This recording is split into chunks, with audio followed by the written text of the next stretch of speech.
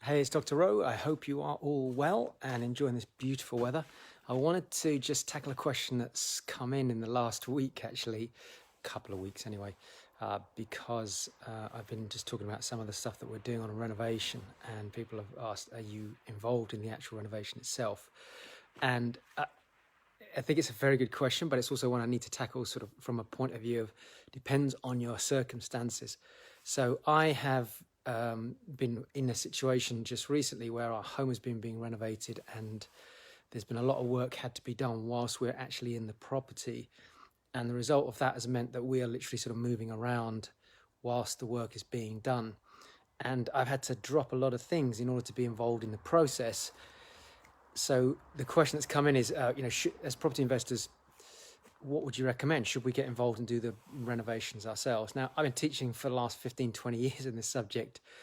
One of the things you'll hear me say is, if you want to build this as a business, don't get involved in the renovation itself. Don't be hands-on all the time, because your time will be sucked up. And it has. I mean, even this week I was invited to speak, do an online presentation over the weekend.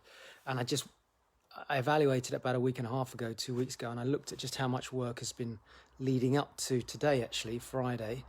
And I mean, just to give you an idea, the house is an absolute tip. I mean, you're looking at, we're trying to live in and around. We've managed to get some beds in there. That's happened in the last 24 hours. Yesterday I was moving a whole bunch of other stuff around, floorboards, etc., working with the builders to join us. So if you are an investor and you're looking to build this as a business, my personal belief and my suggestion is get your teams in place, operate remotely, and don't get too hung up with the idea of doing all the work yourself. Because if you do, I mean, we've got a couple of renovations going on at the moment in one specific area of the country, another one going on somewhere else. And those, if I was to actually physically have to go see just those couple parallel to three at the moment, those projects would take up hours and hours of travel time, sitting down, speaking to the builder, looking at the works.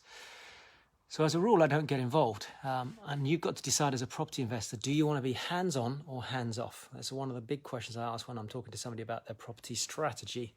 If you have a lot of time and you don't have a lot of money, but you can raise money to do projects, you might decide you want to be more hands-on. When somebody's starting off and they're first getting into real estate investing and doing renovations, buy-to-lets, HMOs, whatever the strategy is, and they're buying these properties below market value, which is what we did and we have always continued to do, and adding value to them, then there is an argument to say at the beginning you might want to get a little bit more involved, in the sense that you want to understand the process, you want to understand the different stages. Hopefully you'll be learning that anyway, because you're going to go and study this, go to classes, online classes, live events when they kick off, mentoring, etc., coaching.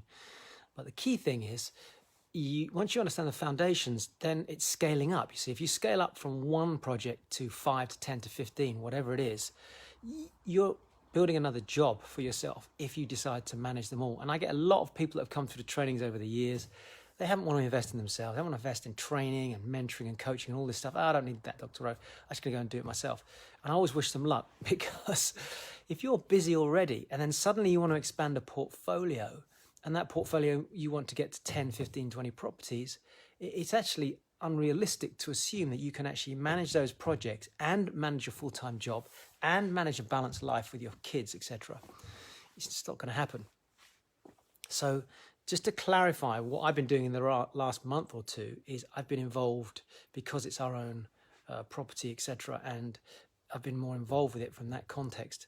I would not be doing this had it not been for that reason. Other projects that we have, I just don't get involved. I've had properties that literally I've only seen them from a photograph. Yes, I know the market, I know the builder very well, etc., and we've done all our other due diligence, but I don't need to be there whilst the work's being done. And in fact, the builders that I use will upload photographs into a Dropbox or a Google Drive, whatever. We see the photographs, we keep in touch, we see video footage, etc., and I'm able to maintain that relationship with the builder and the property to make sure it's been done to a certain standard. That allows me to be 4 or 5 hours away from the properties and still at the same time operate whatever I want to do down here in the south, whilst my properties, for example, in the north are being done up. Now, that does involve you having the right team, a trusted team, a power team, all things that we talk about when we're educating other people. So that's the first thing. You've got to decide if you want to be hands-on or hands-off. Also, how quickly and how fast and how big do you want to scale your business? If you are happy to do this slowly, then there's an argument to say you could be more hands-on. But we're talking really slowly. Whereas if you want to scale up and put 3 properties, 4 properties, 5 properties in place over this next year and have them all done up, and be looking for more properties, that's where your energy and time is probably best spent. Going out and finding money and finding deals. They're the 2 things that we usually say go hunting for. And that's your skill set. And then you have other people help do the work for you. Now, by doing that, what you have the opportunity to do is not only scale up your pot of money for investing, you'll also get this opportunity to bring deals to the table, of which many you can source onto other people. And equally, there's those that you can keep for yourself, which means your business can expand and at the same time your properties can be renovated. But the minute you try to put a stranglehold on your business and control absolutely every element of it by being involved with every element of it, chances are you're going to find yourself in a situation where it won't expand, it won't grow. So that would be my main tip on that subject. And by all means, if you want to ask questions, I can talk to it a little bit more later on. I've got to get off, got to do some filming now, and hopefully that answers the question. And yes, I will be a bit more involved again over the weekend and next week, because unfortunately there's more work to be done here.